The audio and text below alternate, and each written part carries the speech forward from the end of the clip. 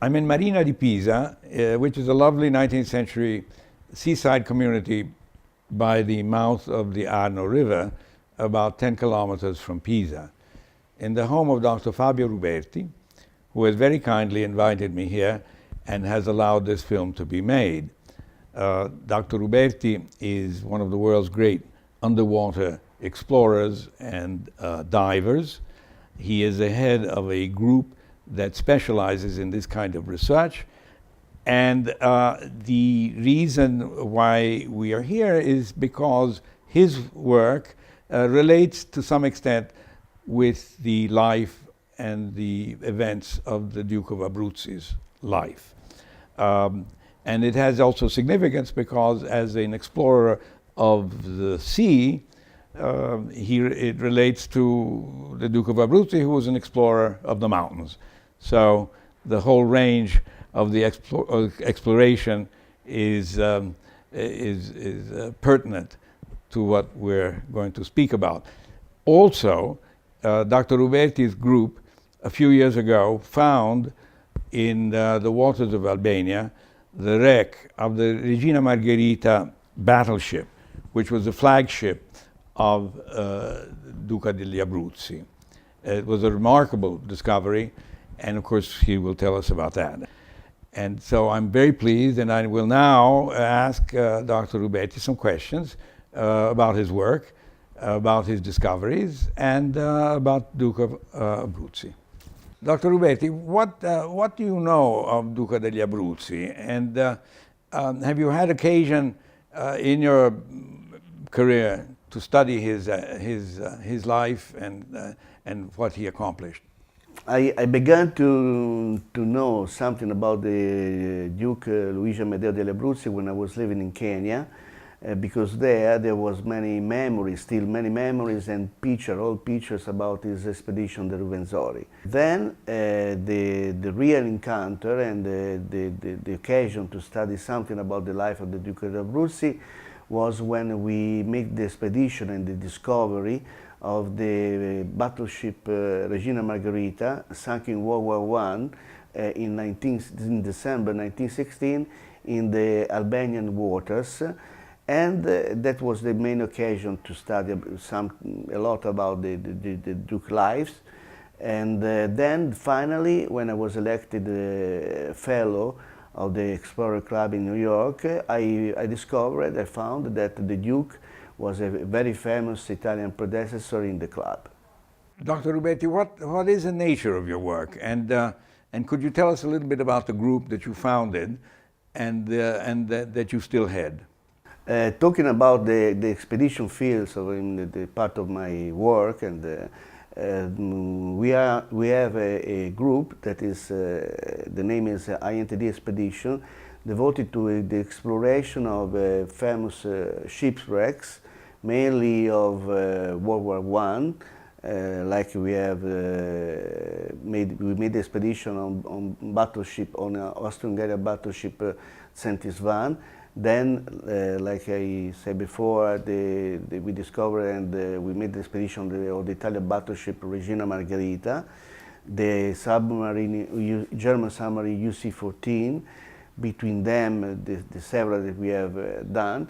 Then on very famous shipwrecks of World War II as well, like the German Nazi liner Wilhelm Gustloff, like the famous and glorious Italian submarine Shire, and of course many others. Dr. Ruberti, could you give us a brief description and history of the battleship Regina Margherita? The battleship Regina Margherita was a very famous battleship in the Italian Navy that participated to several historical facts like the earthquake in Messina and the Italian-Turkish war in 1911-12.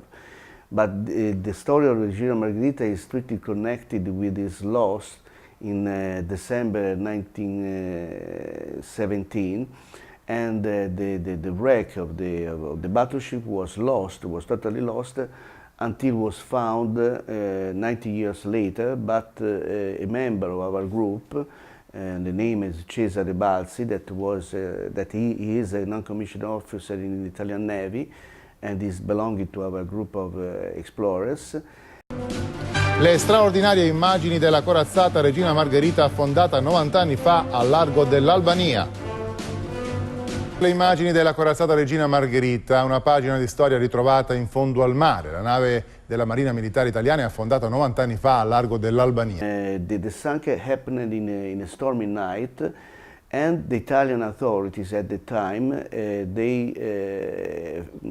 the inquiry, determined that most probably the sunk was due to the mistake of the course, of navigation course, of the captain Giovan Battista Bosso Gravina, because the night was very stormy and there was a very strong wind that most probably drifted away from the safety channel in the minefield. The minefield was Italian, so that was friendly waters, and the ship was sailing from Albania to its mother harbor in Italy.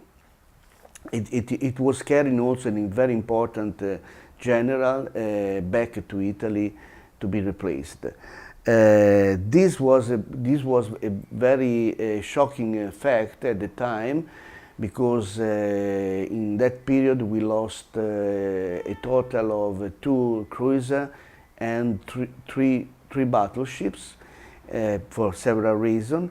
And in this sinking, more than 600 sailors lost their life. The news arrived also in the United States and was published by the New York Times. And this, we will see, that determined the big problems to the Duke, because like we said, at the time he was the chief commander of the Italian fleet, and also the commander of the Allies fleets in the Adriatic Sea.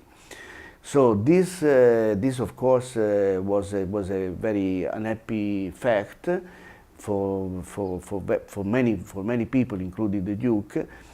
And we found the shipwreck 90 years later, and this is something that we are very proud of. As a result of your discovery, have new historical aspects of the sinking of the Regina Margherita emerged?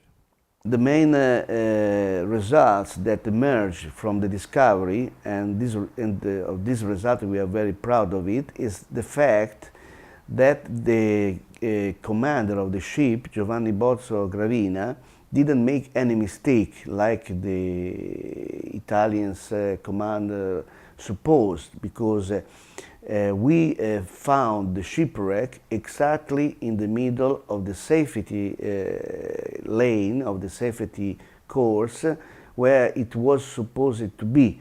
So the commander was very skillful to sail the ship during a terrible stormy night with the proper course, in the proper safety lane, in the middle of the Italian minefield.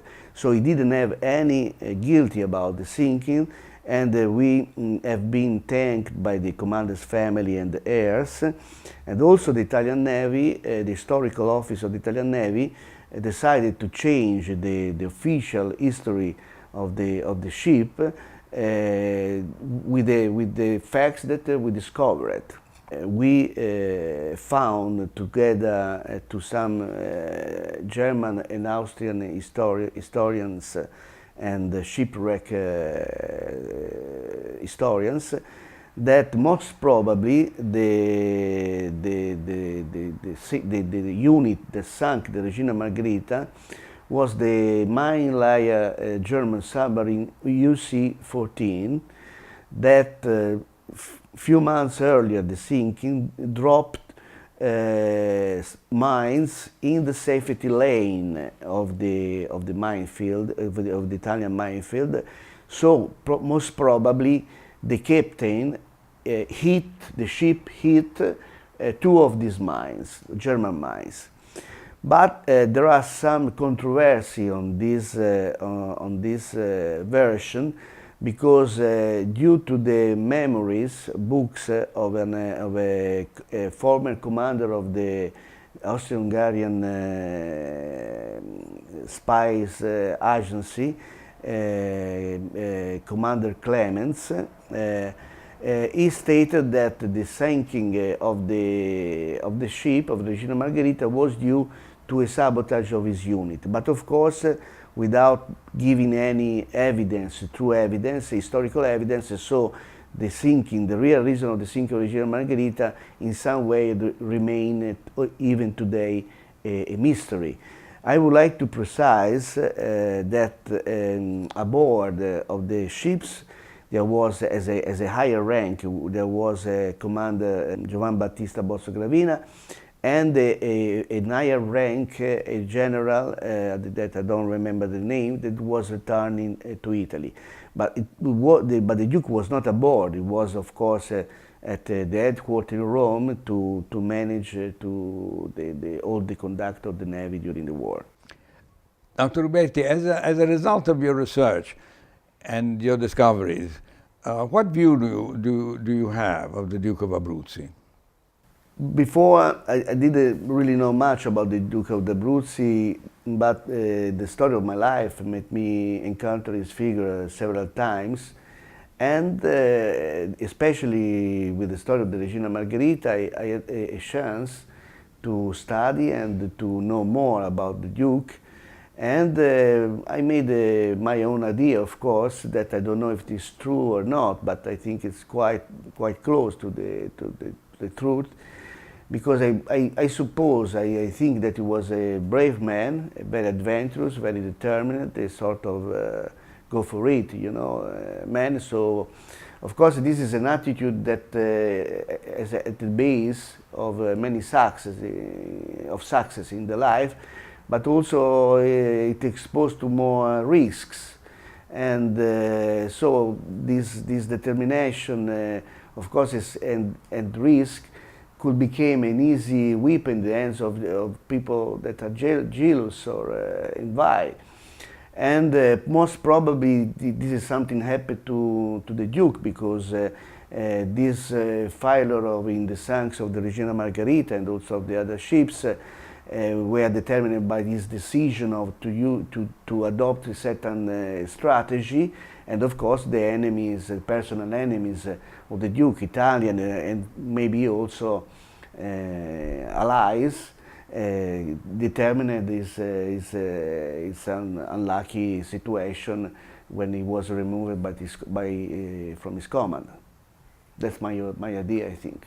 It's been a real privilege to be here in Dr. Ruberti's lovely home and to share with him some of his experiences and some of his discoveries, all aspects that have to do with the Duke of Abruzzi's naval career. He was a naval officer from the time he was an ensign as a young man, and it's an aspect of his adventurous life that has to do with the sea. And the sea, of course, is where Dr. Ruberti lives and has done his extraordinary work. So I'm really very grateful to this opportunity of learning these aspects of the Duke's life, and also to share with you some of these images that he and his group have collected that are truly remarkable. So really, thank you very, very much, and grazie ancora e alla prossima. Very, very, very. Grazie.